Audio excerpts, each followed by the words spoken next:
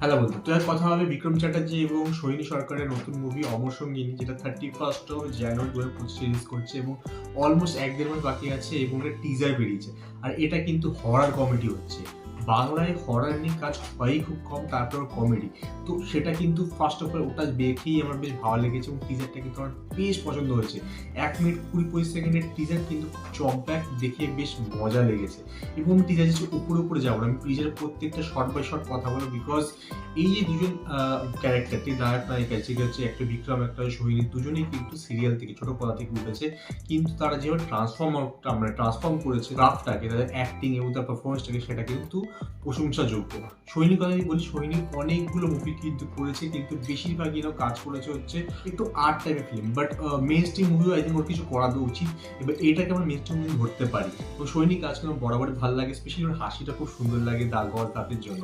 যাই হোক, বিক্রমের যদি কথা বলি, বিক্রম কিন্তু যেভাবে নিজেকে এবং নিজের ক্রাফটকে, নিজের অ্যাক্টিংকে, নিজের বডি ট্রান্সফর্ম করেছে না অ্যাজ এন একটা, সেটা আমার দারুণ লেগেছে ছোট পথে বড় পথে আসার পরে। এবং লাস্ট ইয়ার ওর পারিয়া মুভি থেকে ছিটকে গেছিলাম, যেখানে ওর বডি ট্রান্সফর্ম থেকে শুরু করে ওর অ্যাক্টিং দারুণ লেগেছিল। এবং রিসেন্ট টাইমে ও যে ধরনের ক্রাফট, যে ধরনের স্ক্রিপ্ট চুজ করেছে, সেটা দেখে কিন্তু মানে খুব প্রশংসাযোগ্য এবং সেখান থেকে কিন্তু ডিফারেন্ট কিছু আমরা এক্সপেক্ট করতে পারি। তো আমরা এখান থেকেও কিন্তু ডিফারেন্ট কিছু এক্সপেক্ট করছি।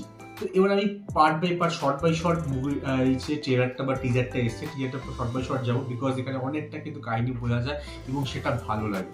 এবার টিজার স্টার্ট হয় হচ্ছে একটা চিতাপুরা থেকে, ঠিক আছে? চিতাপুরছে বিষয় সামনে দাঁড়িয়ে আছে আই থিঙ্ক বিক্রম, এবং তার পাশে আই থিঙ্ক ওর মা বাবা এবং সোহিনী মা বাবা দাঁড়িয়ে আছে, সোহিনী চিতা পড়ছে।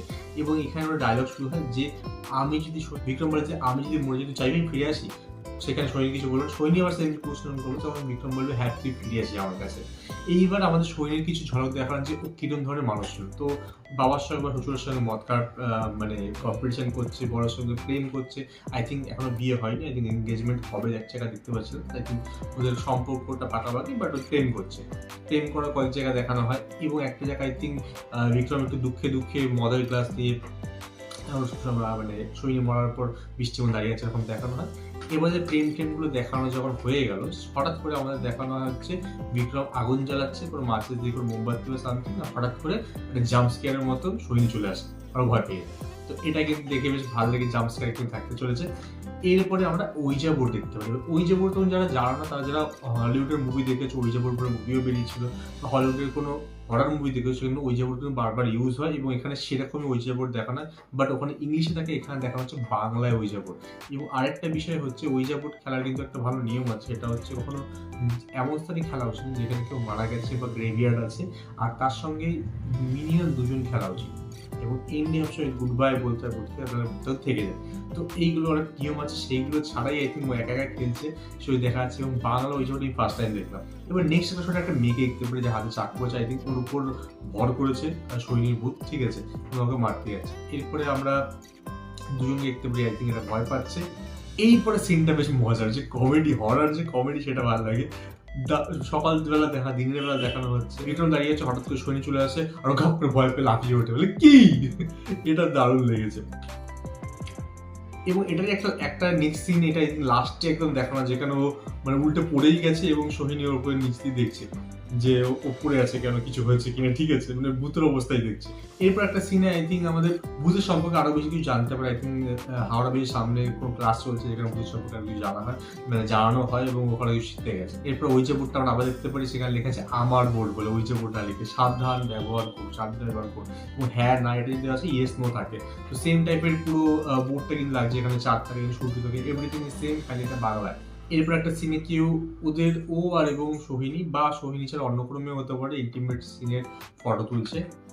দেন আমরা ওদের এঙ্গেজমেন্ট দেখতে পাচ্ছি, গানটি পড়াতে চাইলে হাততালি দিচ্ছে। সো এটা ওদের মানে সোহিনী মরার আগের ঘটনা। এরপর আমরা একটা মেয়ে দেখতে পারি, আই থিঙ্ক এই মেয়েটাকেই পরে দেখানো হবে যে বিক্রম কিস করছে। এইবার আমরা দেখতে পারি একটা পুরোহিতকে, এবং আই থিঙ্ক বিক্রম তার বাবাকে নিয়ে বা তার শ্বশুরকে নিয়ে গেছে কোনো পুরোহিতের কাছে, যাতে ভূতের থেকে রেহাই পাওয়া যায়। এবং সে বলবে যে এই ভূত কিন্তু মুক্তি পায়নি, আর এ মুক্তি না পেলে এর আত্মীয়দেরও মুক্তি নেই। তো এই জায়গাটা কমেডি হবে যে ইউজ করে, যদি এটা সিরিয়াস মুভি হতো বেশ সিরিয়াস ভাবে কথা বলতে, কিভাবে মুক্তি পেতে হবে, বাট যদি কমেডি মুভি একটু কমেডি করে কথাবার্তা বলছে, বেশ মজা লেগেছে।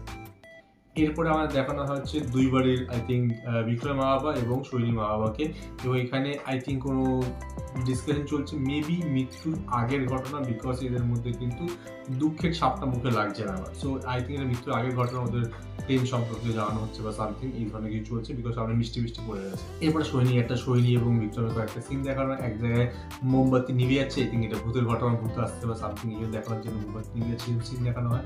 এবার মুখটা দেখো, বিক্রমের মুখটা হেভি লাগছে, ঠিক আছে, কাঁদো কাঁদো, আই থিঙ্ক ভূতের জ্বালায় ও কাঁদতে বসে গেছে, এরকম একটা ব্যাপার। দেন অমর সঙ্গী এবার লাস্টে বলবে যে এইটাও কিন্তু একটা প্রেমের গল্প, ঠিক আছে, কিন্তু একটু অন্যরকম প্রেমের গল্প। এরপরে একটা বয়স্ক লোক, দুজনে হাত ধরে আছে, আই থিঙ্ক বিক্রম এবং সৈনী বা অন্য মেয়েটাও হতে পারে, আর ওই বয়স্ক লোকটা দেখছে এই কি হাত ধরে আছে কেন, ঠিক আছে।